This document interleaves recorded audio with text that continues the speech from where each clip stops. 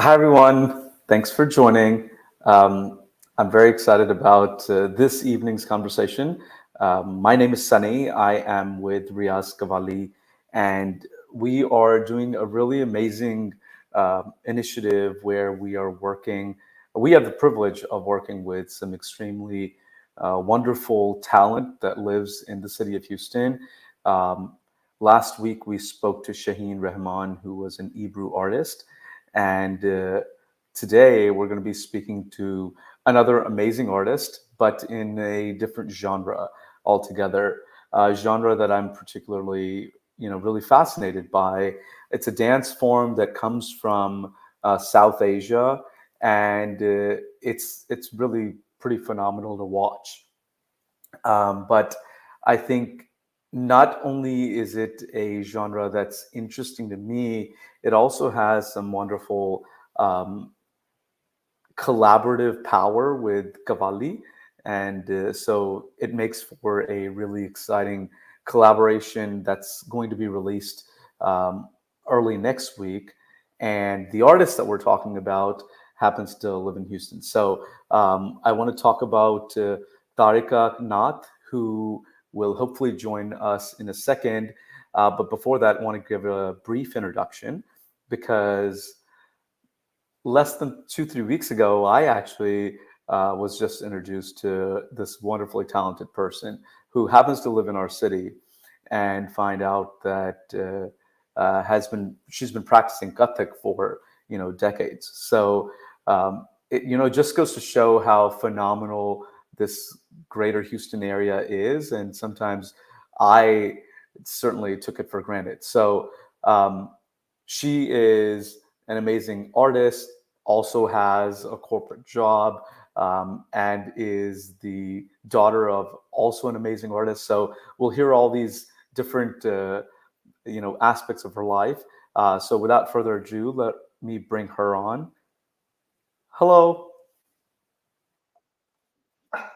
Hi. Well, thanks for joining us. Excited to be here. Yeah. Well, I mean, like I'm saying, I'm trying to do a short introduction because I really want you to talk, because the conversation, whenever we've talked, has been really fascinating. But I think it's phenomenal that we have an artist like you that lives in Houston and also comes from a lineage of sort of dancers. So, first of all, welcome, and I'm excited that you're enriching the Houston scene. But what have I left out of the intro that sort of makes you and defines you? Thanks so much for that. You covered it all pretty well, but I would love to highlight my guru, who is actually my mother. Her name is Srimati Shiva Mathur, and she's a Kathak, Tabla, and Dholak guru here in Houston. And it's also amazing that she got to meet with you last week, Sunny, because Yeah, that's right. she had great things to say about you too. Unfortunately, she's in a tabla class right now teaching, so she'll be watching this towards the end of our discussion today. But she's really excited. And yeah, I've been living in Houston pretty much my whole life. I was born and raised in Sugarland, and Okay. that's where I have been my entire life. So much of my artistic practice, my artistic journey starts from being raised in a home of a teacher. So I was Mm. automatically introduced to three different art forms all the time, all around, no breaks. And so as a result, I feel like I've gained a lot of beautiful introductions into the world of Kathak. I received further training by going to Delhi and learning under the late legendary Pandit Birju Maharaj, who is no Mm. more, but I pay my respects to him today as well. And Sure. yeah, that's I've been dancing here. I went to college at UT and I came back and still dancing. So born and That's raised amazing. Sugarland and probably always going to be here. So quick hook 'em horns because I went to UT as well, and yeah, and that actually is fertile grounds for at least my arts practice flourishing into Qawwali. Um, you of course and I both started training before we went to college, but I actually found UT to have an amazing platform to explore different genres. everything didn't stick, right? But it was really fertile ground Right. for me to meet a lot of brown people and Yeah. get comfortable in my skin. So, did you feel that at all when you were at UT? Absolutely. And I know, I don't know if you were a part of HSA back in college. I don't know if that was around when you were there, Hindu Students Association. You're smiling, so I'm guessing yes. But Yeah. I was as well. I wasn't a part of the organization, but that organization really sponsored a lot of performance opportunities for classical arts, which was Okay. incredible. So every Diwali, I would choreograph with my mom's students who also came to college, who were maybe younger Mm, than me or who were my colleagues. We would choreograph a Kathak performance to dance in front of the UT Tower every Diwali. And then every spring, we would have Milan, which was their okay. spring showcase Yeah. highlighting classical arts. And I would perform there as well with other Kathak students and tabla students, and I found a harmonium artist who was great. So it was such a great way for me to network with artists in college and also keep my own practice alive, because that gets really hard too when you're in college, to juggle Yeah. course load and networking and internship searching, and then also trying to make time for your art. Totally, totally. I'm smiling also because like I feel like student organizations are the reason that I was able to perform as well, right? Like so Pakistani Students Association is Mm, essentially the reason Qawwali, Riyaz Qawwali even exists, right? Because they're sweet enough that we're like, oh, you should perform, and 16 years later, here we are. So amazing. I mean, I think it's really interesting how space can play. Space as in like a geography can play such an important role in your trajectory. But before we get into that, I guess I would love to talk a little bit about Kathak. How did you get involved? What does the art form mean to you? I mean, and for basics, where's the art form come from? So I'd love to hear a little bit on the basics level on something you've spent several decades now on. Yeah. Definitely. Well, Kathak, I'll talk first about what Kathak is and where it came from. So, Kathak is a Indian classical dance form. It's one of 8 Indian classical dance forms, and it originated in the northern regions of India. And it's actually a very beautiful, diverse confluence of multiple aspects of culture. We have Muslim culture, we have Hindu culture, we have, Persian influence. So a lot of the dance that we do today is kind of it's a combination of a lot of these aspects of our history of India Hmm. that come into play. Over time, it's also very characterized by two aspects. One is the traditional technical aspect. So that's where we see a lot of our compositions, our technical repertoire, our spins, our Hmm. complicated footwork, our angles, our hand gestures. Then we go towards the nritya, or the storytelling, or the abhinaya aspect of Kathak. That's more of the facial expressions, the body language, the feeling, the Yeah. storytelling. And so over the past centuries, I would say Kathak has lasted. There's evidence of Kathak tracing back to, 300, 400 years ago, right? And so that's what Kathak is and where it came from. And then how I got involved is actually, I have no idea, Sonny. And the reason for that is because my mom tells people that I started dancing in her uterus, and that's scientifically not Uh, possible. So I don't know when I started dancing. I just know that I grew up in the house of a teacher. And so I remember yeah. being younger, and I remember being dragged to all of my mother's classes just because there was nowhere else she could put a crying 3-year-old toddler somewhere. She had to put her somewhere. So she put her in her classes in her vicinity. And I think Right. as I watched other students learn from my mom and dance, I would copy them and I would observe them. And a lot of those things would become internalized within me. And I think Hmm. my first initial formal dance class must have been at the age of 4 or 5, but I was quite moody, didn't really care too much about it. It didn't really strike me how important this art form was, and the responsibility that I have as my mother's daughter to carry the tradition forward. That all probably didn't hit me until I was in my early teens, right, in high Hmm. school, because back then we were children and Yeah. we're dancing And for even as a high schooler, you're still a child. So for you to absolutely. have that sort of like foresight is actually great. I was overwhelming. It was overwhelming for sure, Mm. to say the Oh, least. And yeah.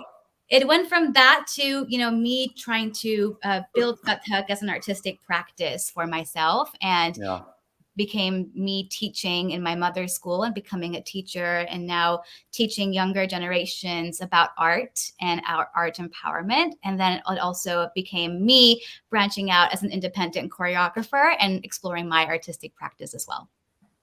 Well, that sounds phenomenal, and to be honest, it sounds phenomenal at a young age. I can certainly hear from this conversation as well as previous ones we've had, is sort of the weight that you feel like you carry, being the daughter of a teacher. But I also think that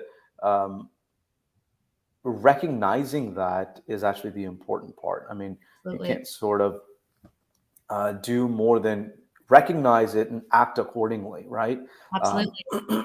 but I think that having the gift of listening to rag and tal and dance in the womb, I think, yeah, I mean, I'm not sure how many scientific studies there are, but I certainly believe that uh, art transcends Absolutely. life. And so I imagine as something in the womb is growing, it has some impact. Now, when you think about uh, the fact that you are a Kathak dancer, that's a South Asian art form, but you didn't grow up in South Asia. You weren't born in South Asia. What you call home is Houston, Yep. and specifically Fort Bend.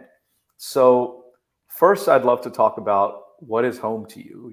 This Fort Bend um, Sugarland community, because that's a really interesting story.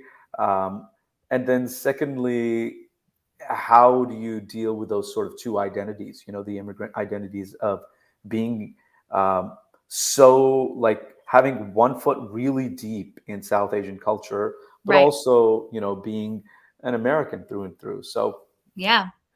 a lot of questions, or I'm sure you could deal with them. So yeah, take them as you want. Yeah. Yeah, no, I think you brought up something that's really important to me. So I want you to think, Sunny, right? Like when you think about a stereotypical Indian classical dancer, right?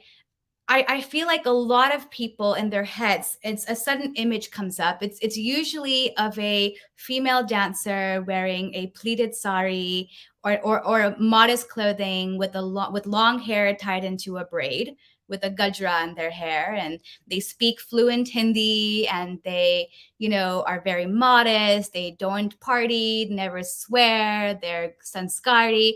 You know, this is the trope of an Indian classical dancer that I feel like when women embody those qualities, they're taken very seriously in the classical arts community, right? Now, the issue with that is that being in the United States, we have an entirely different way of upbringing. And so, me, a lot of people are surprised to know this about me, but I actually took Hindi in college as a class. I know Hindi. I've grown up speaking Hindi, but I was sometimes saying things grammatically incorrectly. And I wanted to understand some of the more complex bandish that I would take when exploring scriptures in Kathak and how to Sure. dance on them. Yeah. But a lot of my peers, a lot of my friends, I remember walking into Hindi class and people being like, but you're the daughter of a guru. Shouldn't you you Mm, should know Hindi. You are taking a class on Hindi, you mm, know?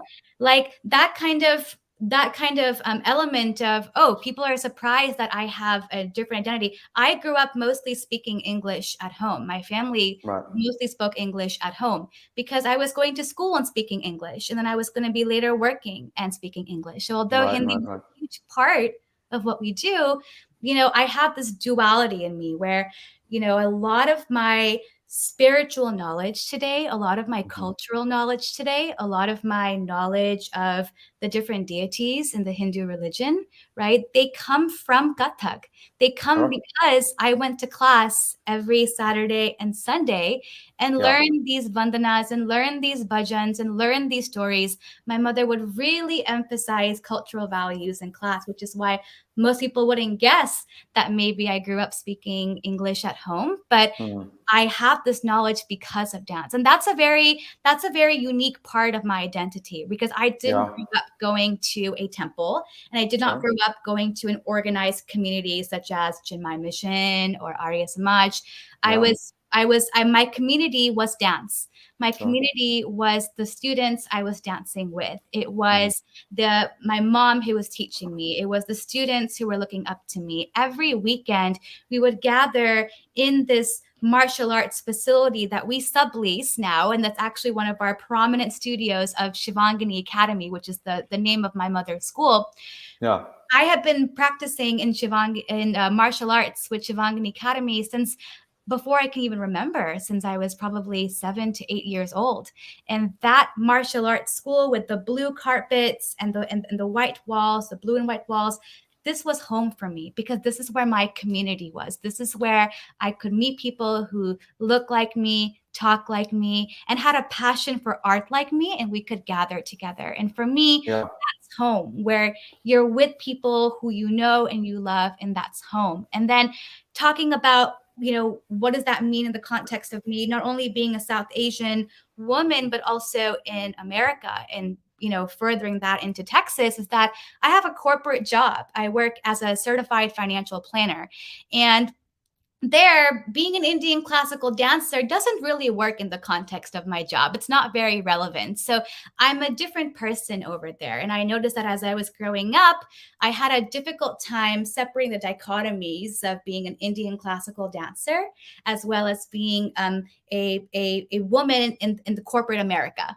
Right. So, for example, a good example is I would spend most of my days during the week trying to practice how I would enunciate my words to fit in the American dialect and the American accent, so that when I talk to clients and when I talk to professionals higher than me, I'm taken more seriously there, which is I think something that people in South Asian identity sometimes do. They try to make their accent a little bit more westernized, if you would.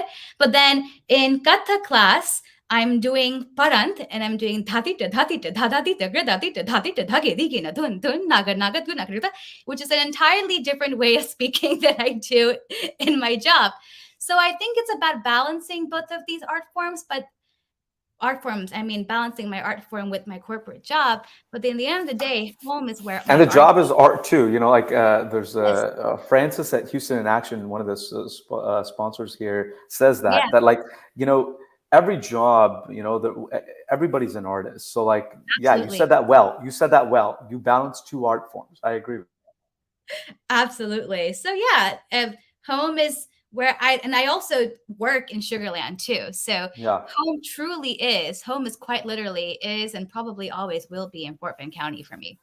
Yeah, and Fort Bend County is really interesting because we are well, South Asians are across the United States, Right. and they're across Houston, but especially on the outskirts of Beltway 8 is where you find a lot of South Asians. Right. And Sugar Land is one of those places. Not only is it home to a lot of South Asians, but you have a lot of South Asians that are running for office in our Right. wonderful city. And to me, and I'm guessing for you too, this is kind of a proud moment. Like, I didn't see a lot of me on stages. I Yeah. didn't see a lot of me on in art. I didn't see a lot of me on TV or in in offices, right? Political Right. offices, and that's changing. So that's kind of really powerful. And so from that, I'd love to shift into uh, an amazing thing that happens. And Subhash is with us. So hi, Subhash. And Subhash Guba is. Uh, we have recently pulled him back to Houston, but he's the connect between us Yes. because it was 2 3 weeks ago that he connected us, and Right. I was like, "Oh my God, this talent exists here," and that we didn't know. So we essentially are very excited to be doing a collaboration that comes comes out Sunday, hopefully, of this coming week. But it's kind of something that I have been looking forward to a lot because I'm surrounded by great dancers. I cannot dance, but my sister's a great dancer. My Right. cousin's a great dancer. My father is also a great dancer, but I did not know that. on Friday nights, not necessarily just so he's a different kind of dancer. But I think that Qawwali has this beautiful way of presenting Right. poetry. And what I find interesting is that Sufi Kathak that I've seen presentations of in India, and some actually are I've seen artists in Pakistan do it, is Right. pretty phenomenal. So I'd love to hear about what you thought about presenting to this art form, and yeah, what'd you think? Yeah, I am so excited for our video to release. Nervous and excited. I'll add that in there as well. And I think it's phenomenal how we were both collaborating, Sonny, together during that shoot because no, you may not dance, but you seem to understand quite a bit about what I was trying to show. And you were able to also help direct, which was, I thought, very powerful. And I really think that Kathak and Qawwali go hand in hand. Kathak is performed on Qawwali universally. I think what the two art forms have in common is that with Qawwali, it's the intent is to derive a feeling or an emotion from the audience. And in the Sufism of Kathak, that's the exact same mentality, was we want to invoke a feeling, we want to show a feeling, but now through dance. And so we can make those connections with each other and find out where in the Qawwali is there a place, a space for me to showcase that emotion, maybe in a way that is traditionally done in my repertoire or in my gharana of Kathak and my style of Kathak. That's okay because I have to be showing the feeling. And what was a challenge for me, I would say, when and I'm excited to share the song that we'll also be depicting as well, was that I'm used to depicting characters in Kathak, and I'm used to a lot of characterization in the dance form.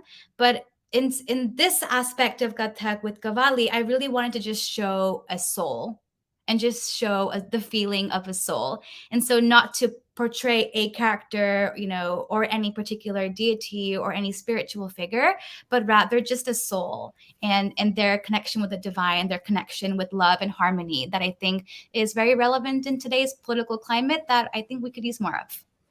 Oh, that's powerful. Yeah, and that's a great segue, I feel, into the.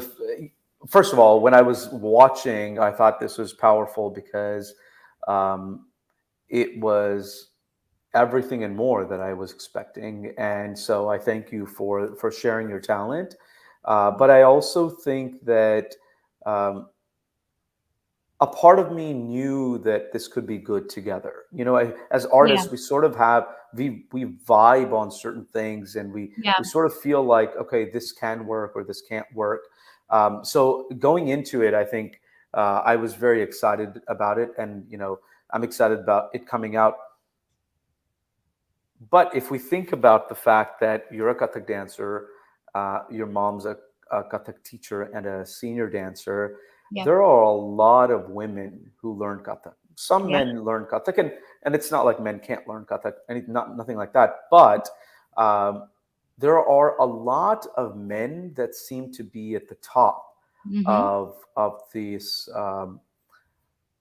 even though the Kathak is predominantly practiced by women. Right. And I have no issue with a man doing Kathak. I Right. have an issue with the fact that only men are the top gurus. So, Yeah. a quick comment, your thoughts on that. I know that I'm sure you have uh, great teachers, of course, as well, and we want to recognize great teachers for imparting knowledge. Of But I'm course. curious about the uh, overall representation or the lack, maybe, of opportunities for senior artists. you know. Right. No, I think it's a very, very real and valid point. And I think a lot of the reason for why we see some of the top gurus and ustads and pandits in Kathak being male is because they are, first of all, older, right? And they come from a time, they rose to prominence during a time that was Hmm. associated with the independence of India, right? Yeah. And the lifting of British colonial rule that also lifted kind of a ban, if you would, on women dancing in the temples and women dancing Oh, classical interesting. arts, Okay. right? So that's why you see a lot of and that goes into deeper into Kathak history, which would we will need another YouTube live on that for another day. But Yeah, if we I should do one of those. That'll be fun. we will. It'll be fun. It'll be interesting. And there's some really great, notable, researchers in this field who have done some amazing work that I'd love to share. But if you think from a historical perspective, that's why a lot of these male gurus exist. It's because they rose to prominence at a time where not only was it acceptable for men to practice Kathak more than women, but also there was a national goal to unite and talk about the purity of India, bring the values of India back, bring our Indian heritage. Let's revitalize our Indian heritage. So then after that, Kathak became like a classical high art to learn. And the noble class would patronize these artists and go to their festivals and enroll their kids in music school and art school. And that's kind of where it became more acceptable for both men and women to enroll into Kathak. But then now we're entering also a very weird time when now the gender roles are being looked into a bit more heavily as well, right? So now we're seeing, if men do Kathak, is it seen as feminine? We don't want that. We want everybody to be heterosexual, right? Now, if women are doing Kathak, okay, it's a dance form. Then we had Bollywood come in and modernize it. So there's a lot of history as to why it is that the male gurus are at the top, and then some senior artists who are women who are still rising to prominence today. But I think it just goes to show that over time, it's become now more mainstream for all genders to practice Kathak. And that's something that my mom, being a female guru here in Houston, really believes in, is that she really wants to empower her younger students who are both female and male. We do have some male Kathak students and have in the past who are phenomenal Kathak dancers. And we want to keep encouraging more of that. And yeah, I think being also a tabla teacher and a dholak teacher as a woman in Houston has been interesting. A lot of people find that very challenging to accept sometimes, coupled by the fact that her name is literally Shiva, which Mm. is supposed to be the name of a male god that's associated with masculinity and the Tandav aspects. And so I think my mom has gone through a lot more than I have. She's kind of paved a lot of the way for me as a female dancer to really open my arms as a Kathak dancer and be in the community. But I still do find some challenges, and I still do find challenges in being a female just living here in Texas itself. So it's a work in Well, progress. people should check out your teaching and your mom's academy. From my short time with them, what I can say is it's phenomenal that we have the ability to share this sort of culture with Houstonians. And your mom, I believe, has taught more than 1,000 students, and that's not a small feat because it's one person at a time, touching one life. How we get rid of hate, we get rid of homophobia that exists, we get rid of the gender biases that persist our community as we live as Americans. So all that now to sort of wrap up with the um, I would love to talk about how we can empower um, women, Yeah. but we have to recognize that it's kind of interesting the time sort of that we live in that we need to talk about this, right? Like I feel like as a community of brown Americans, Mhm. it's interesting that we internally have had some of these conversations about empowering women, but also now it's like a national conversation to have when we have to deal with things that used to be rights and are not rights anymore, Yeah. um, especially when it comes to um, a woman and her body. Mhm. So I'm curious about your practice and how you tie it into being involved in politics or Yeah. you getting out the vote. These are things that society makes us feel like these are very separate things, but they're really Right. not. We've been thinking about making change in our society, and that's primarily why we're artists. Right. So I'm curious about what you think about all that. Absolutely.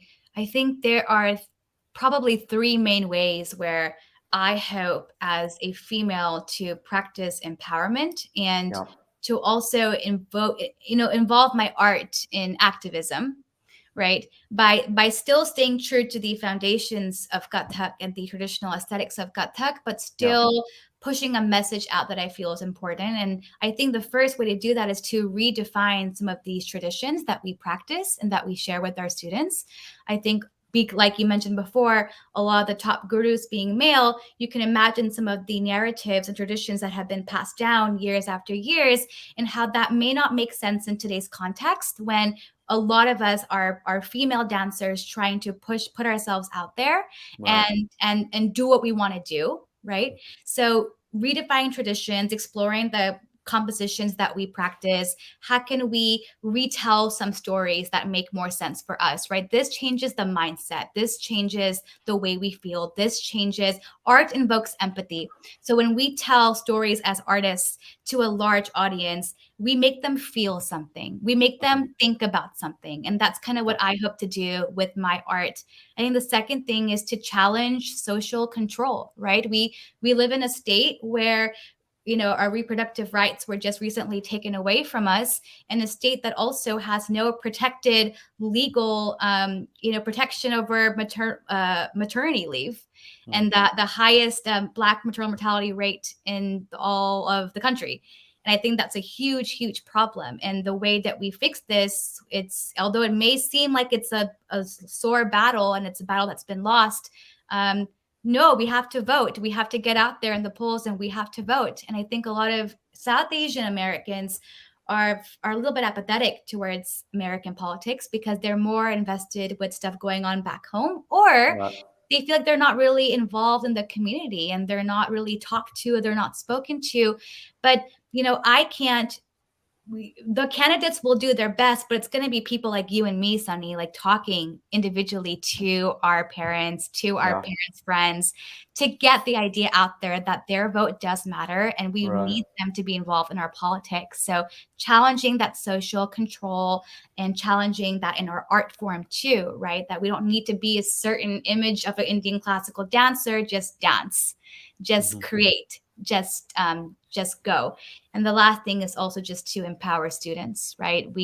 I'm so privileged. I have the ability to learn under my mother's wing, but also teach so many young students who look up to my mom, who look up to Yeah. me. And I have a great responsibility to show them what it means to be an empowered female. And once I'm an empowered female and I'm heading there, then I want to be able to empower my own female students and my mom's female students like that as well. So all these things go hand in hand with how I practice my art and how I hope to take that same energy to the polls. Yeah, I love that. I especially love that uh, you know intention with which you speak about the fact that it's the candidates are trying to encourage us, but at the end of the day, we also have to make plans. We have to make time. We Correct. have to encourage our communities to represent our viewpoints at the polls, and Absolutely. that's so important, especially if you think about the fact that you grew up here, right? Yeah. So you're as much a Sugarlandite. I don't know what they call. I'm a Yeah. Houstonians ish kind of is what I was trying to find there, but and I grew up in Southeast Houston, Right. and so these are our communities, and we need to Exactly. encourage our communities, not just brown people, our Everybody. communities to vote, so that when it comes time to the results, it Right. better represents all people that live there. And to that point, there's a cursor down there, but make sure you can check out your polling locations. I just checked them out a couple of days ago. It's really interesting, actually. Many others have been added. So some Islamic centers have been added in Sugarland area. Yep. And the other thing that is important is that some people can vote by mail. You just have to apply by tomorrow, and that's a deadline. That's an important one coming up. So Correct. please do your part to at least know the rules and make plans to either vote on that Tuesday, the 8th, or vote before if you can't do it that day. Yep. The last thing I'll say is many people may have thought, oh, this conversation's about art and voting, and how does that make sense? And to that, we've talked about this offline, that there are certain narratives that certain parties want to throw out, that only this kind of person is who should be representative at the poll. But that's not true. All of our perspectives matter. All of us should be at the poll. And these sort of conversations that touch on two or three topics that may not make sense, maybe they do make sense. Maybe we just haven't been invited to tables enough where we think creatives and artists also should be part of that political sphere. So thank you very, very much for doing the collaboration. We're very excited to release this on Sunday, and hopefully also bigger projects that we'll do together. Yes. But this was a lot of fun, and a huge shout out to your mom for all the teaching that she's doing to spread joy and love. One last thing is you can find your work on Instagram. So please check that out. There is her handle. Thank you again very much. And I'll give you the last word. Thank you. No, I know we're out of time. And so thank you everybody for joining. And thank you, Sonny, so much for having me. And I'm so excited for our video to release. Thank you. Good night, everyone. Good night.